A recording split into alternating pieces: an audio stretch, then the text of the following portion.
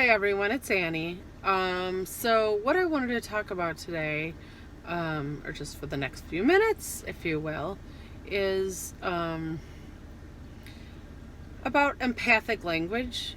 And I guess really when I say empathic language, I'm thinking of ultimately what is behind the use of empathic language, which is empathy. And I just wanted to talk about 3 pet peeves of mine when it comes to language. 3 terms. Not bad in and of themselves, but just I think that the tone the user takes on potentially takes on a very critical and judgmental cadence is probably not the right word, tone, that makes all the difference when you're using these words. What I'm thinking of are the 3 words are enabler, lazy, and choice. And I guess just because I work in education, I hear a lot of this from educators. I'm sure I've been guilty of it over the year. No one's immune, right? We all have our biases. What I hear a lot is, well, that student chose to do that. That was his or her choice. I just want to be careful. I think we need to be careful when we make a statement like that, because we are implying that this individual deserves some type of retaliation, or they deserve whatever consequence or punishment they receive as a result of that choice, right? We're not just saying, oh, okay, you make that choice. You decided to have a cheeseburger instead of a hamburger. There is a lot of judgment in that statement.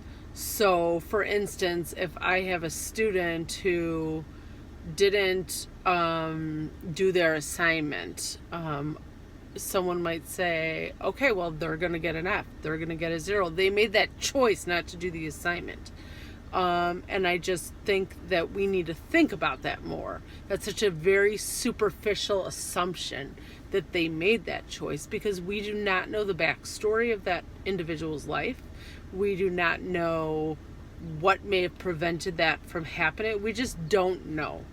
So I guess I think it might be a good idea, if we can, to just maybe not even use that word if we can avoid it, because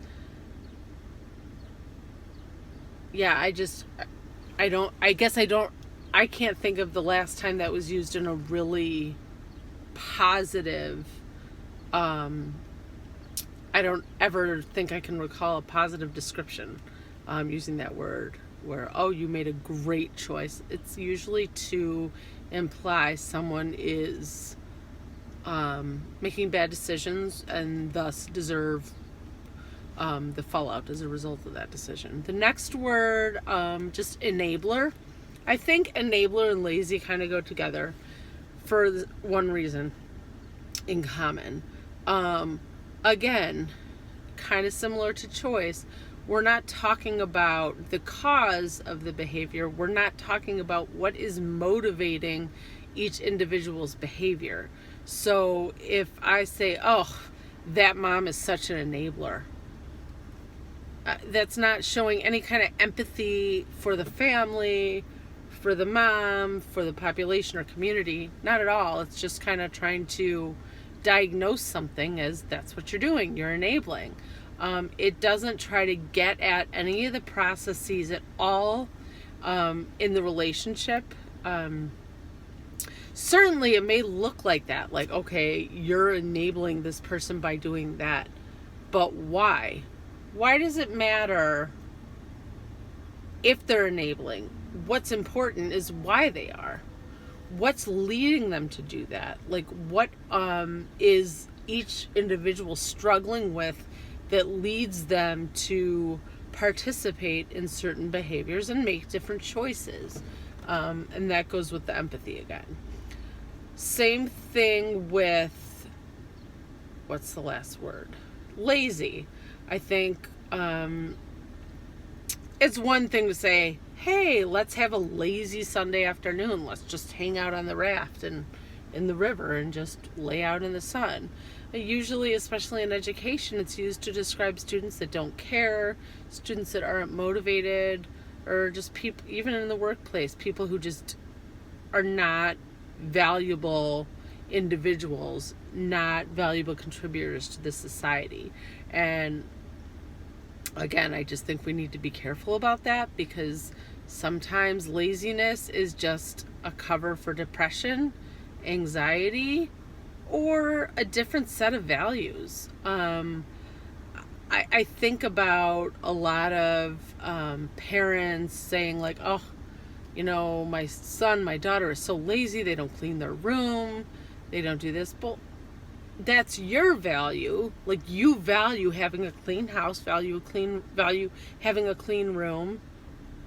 That might not be your son or daughter's value.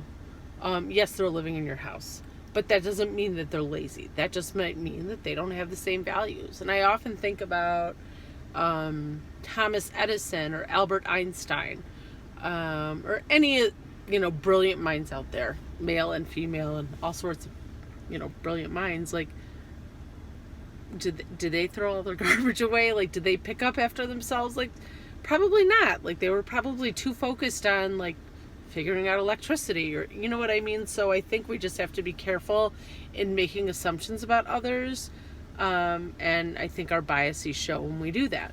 So anyway, that's what I just wanted to talk about. Let's just, myself included, trying to show more empathy, develop more empathy.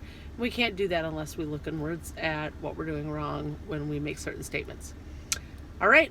Well, thank you for listening. Have a good night. Bye.